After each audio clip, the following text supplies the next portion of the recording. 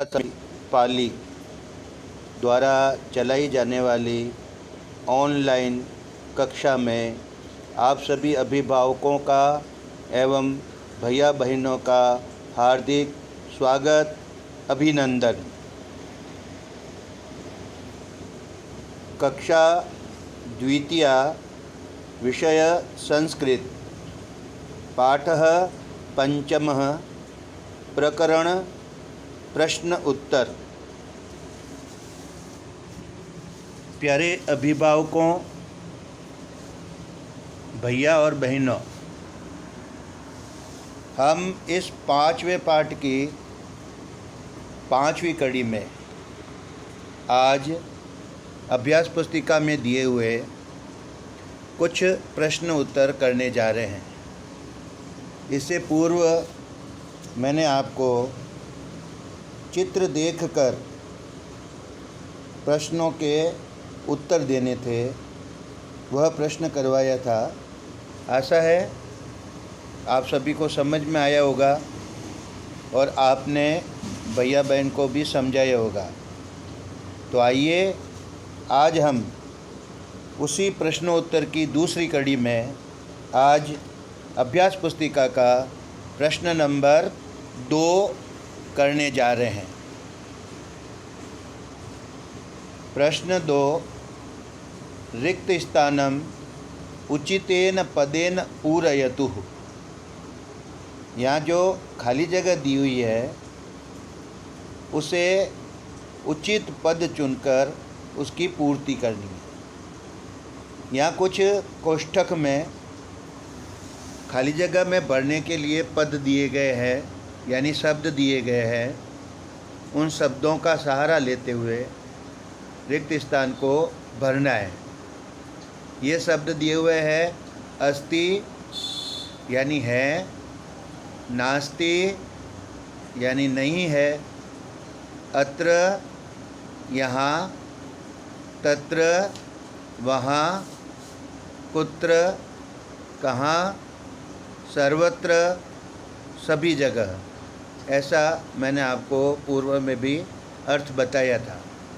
तो इन शब्दों की सहायता से नीचे कुछ वाक्य दिए गए, खाली जगह दी गई है वाक्य की, उसकी पूर्ति करनी है। जैसे उदाहरण के तौर पे पहला उत्तर दिया गया है ईश्वरः सर्वत्र अस्ति, यानी ऊपर वाले जो कोष्ठक है उनमें से हमने सर्वत्र और अस्ति इन 2 शब्दों का प्रयोग करके इस वाक्य को पूरा किया, जिसका अर्थ होता है ईश्वर सभी जगह है। तो अगला जो प्रश्न है उसमें वायु, ठीक है। तो वायु के आगे हम ऊपर दिए हुए कोष्ठक में से कुछ शब्द चुनकर इस वाक्य को पूरा करते हैं। तो वायु सर्वत्र नास्ति, ठीक है। ऐसा सर्वत्र और नास्ति का हम प्रयोग करके इस वाक्य को पूरा कर सकते हैं।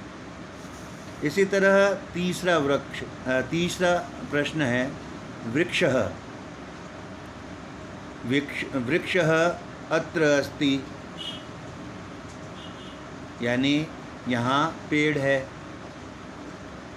चौथी जो है शब्द प्रकाशः। अब ये प्रकाश सूर्य का भी हो सकता है, प्रकाश नाम भी हो सकता है, ठीक है।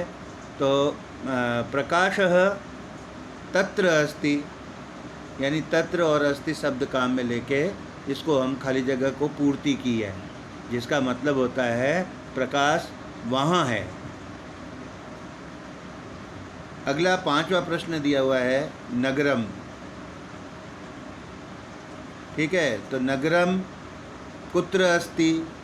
हम इस खाली जगह को पूर्ति करने के लिए हमने कुत्र और अस्ति शब्द का प्रयोग किया है, जिसका अर्थ होता है शहर कहाँ पर है, यानी कहीं नज़दीक में ही होगा। इस भाव से यहाँ सामने वाला प्रश्न पूछता है, ठीक है। विद्यालय कुत्र अस्ति, ये प्रश्नवाचक दिया हुआ है, तो हम लिख सकते हैं विद्यालय कुत्र अस्ति, ठीक है, यानी स्कूल कहाँ है।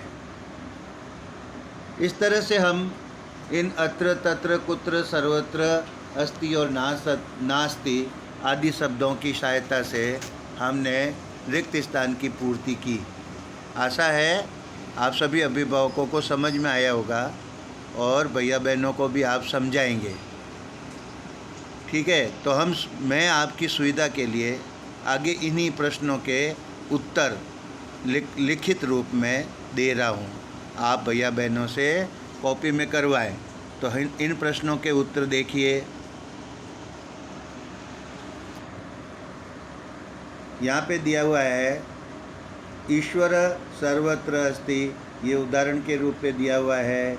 वायु सर्वत्र नास्ति, वृक्षः अत्र अस्ति, प्रकाशः तत्र नास्ति, नगरम कुत्र अस्ति, विद्यालय तत्र अस्ति। इस तरह से इन शब्दों का प्रयोग करके हमने इन वाक्य खाली जगहों की पूर्ति कर एक सार्थक वाक्य बनाया है। आप भी भैया बहनों को समझाएंगे और कहेंगे कि इसे अपनी अभ्यास पुस्तिका में करें। तो फिर से मैं एक बार मेरे साथ इन प्रश्नों के उत्तर दोहराएंगे। जैसा उदाहरण के रूप में दिया हुआ है, पहला प्रश्न ईश्वरः सर्वत्र अस्ति। बोलिए, ईश्वरः सर्वत्र अस्ति, ईश्वर सभी जगह है। वायु सर्वत्र नास्ति, वायु सभी स्थान पर हो ये कोई ज़रूरी नहीं है, यानी वायु सब जगह नहीं है। वृक्षः अत्र अस्ति। बोलिए, वृक्षः अत्र अस्ति, यानी पेड़ यहाँ है। प्रकाशः तत्र नास्ति, वहाँ प्रकाश नहीं है। नगरम कुत्र अस्ति, यानी शहर कहाँ है। बोलिए, नगरम कुत्र अस्ति, शहर कहाँ है। विद्यालयः तत्र अस्ति। बोलिए, विद्यालयः तत्र अस्ति, यानी विद्यालय यहाँ है। आप भी भैया बहनों से इन प्रश्नों का उत्तरों का दोहरान करवाना और उन्हें उनकी अभ्यास पुस्तिका में करने में मदद करना।